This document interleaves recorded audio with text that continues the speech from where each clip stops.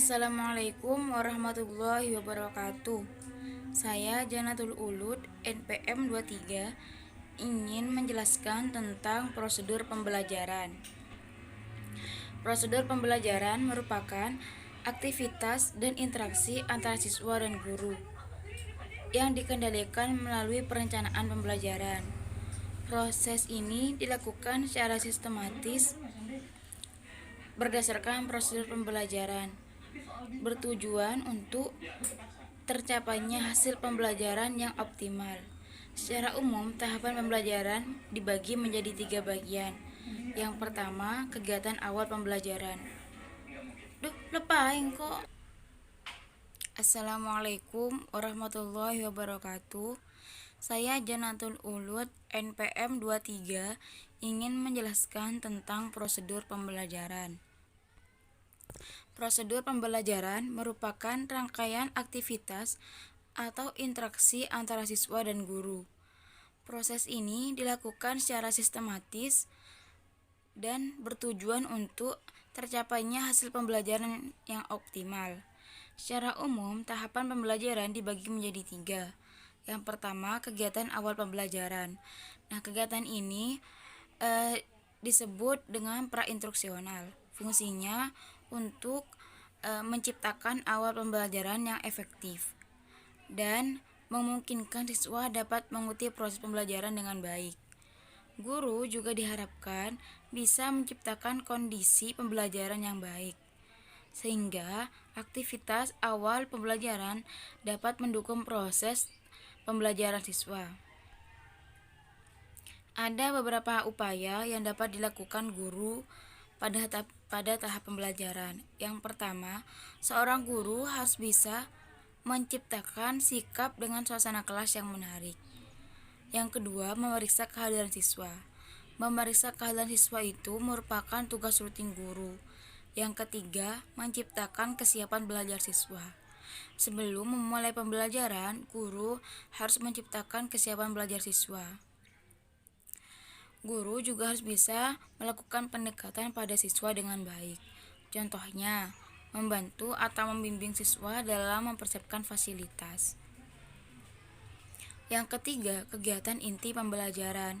Kegiatan inti ini lebih menekankan pada proses pembukaan pengalaman belajar pembelajaran siswa, yaitu yang disusun dan direncanakan oleh guru berdasarkan kurikulum yang berlaku. Kegiatan ini juga memegang peran penting untuk mencapai tujuan pembelajaran dalam membentuk kemampuan siswa yang telah ditetapkan. Proses kegiatan inti ini juga menggambarkan tentang penggunaan strategi dan pendekatan belajar yang digunakan guru dalam proses pembelajaran.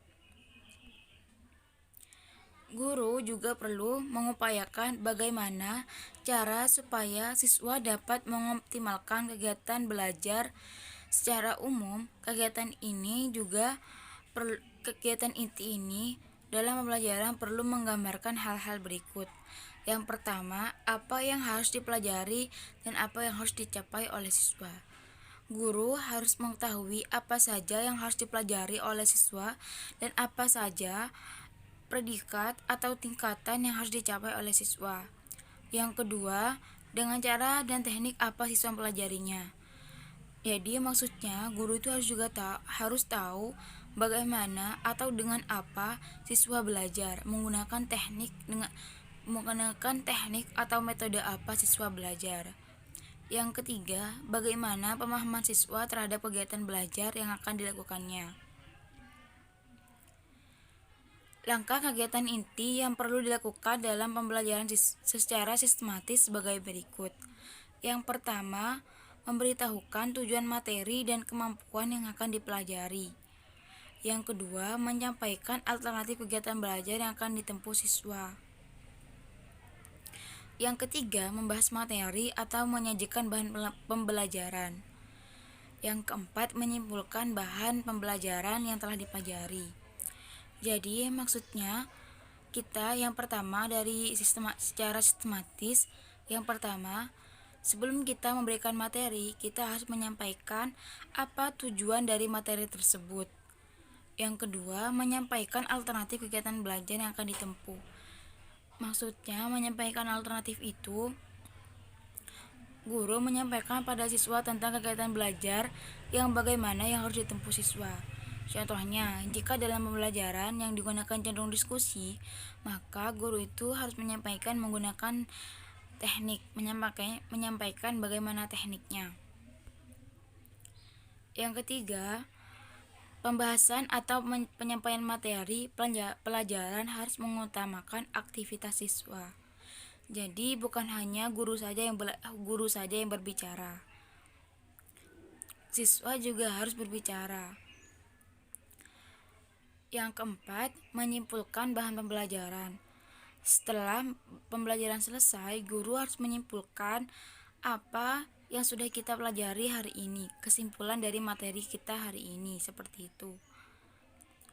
Ada banyak strategi pembelajaran yang dapat dilakukan dalam proses pembelajaran. Salah satunya harus dipertimbangkan dalam penggunaan strategi belajar adalah sasaran kompetensi dasar atau tujuan pembelajaran, sehingga aktivitas siswa dalam proses pembelajaran benar-benar efektif dalam mencapai kompetensi siswa. Kegiatan akhir pembelajaran. Kegiatan akhir dan tindak lanjut harus dilaksanakan atas dasar perencanaan yang telah dibuat oleh guru. Guru merencanakannya dan melaksanakan kegiatan akhir dan tindak lanjut secara efektif, efisien, fleksibel, dan sistematis. Kegiatan akhir dalam pembelajaran tidak hanya diartikan sebagai kegiatan untuk menutup pembelajaran. Jadi kegiatan akhir itu bukan hanya biasa diartikan sebagai penutup pelajaran, tetapi sebagai kegiatan penilaian hasil belajar siswa. Secara umum, kegiatan akhir dan tindak lanjut pembelajaran yang harus dilakukan oleh guru antaranya: yang pertama, guru harus menilai proses belajar mengajarnya.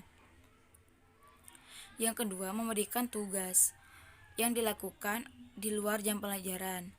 Karena sekarang sistem pembelajaran sudah ke-13, sekarang sudah tidak ada tugas.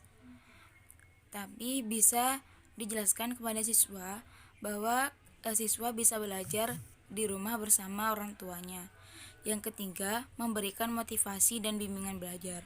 Sebelum guru mengakhiri pelajarannya, guru harus memberikan motivasi belajar kepada siswanya. Yang keempat, menyampaikan alternatif kegiatan belajar yang dapat dilakukan siswa di luar jam pelajaran.